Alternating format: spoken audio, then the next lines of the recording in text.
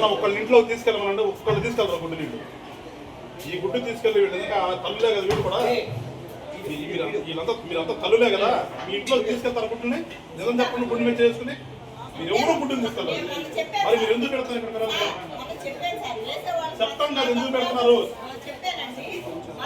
కదా. వాళ్ళ దెబ్బస్తే ఎవడు రెస్పాన్సిబిలిటీ?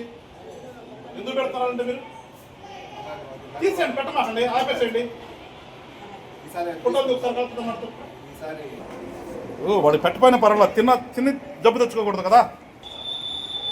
కదా గవర్నమెంట్ డబ్బులు ఇస్తుంటే లేదు తప్పండి మీరు. అలాంటి కరెక్ట్తో పోట్లాడతాం. దీంట్లో ఏమని చెప్పండి, నాలుగేసి పిసికినట్టున్నారు.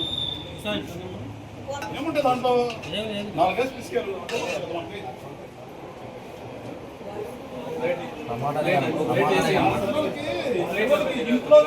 ఇంట్లో వాళ్ళకి పేదవాళ్ళు ఇంట్లో మంచి ఫుడ్ ఉండదు, పెడతారని కదా మనం పెడుతుంది.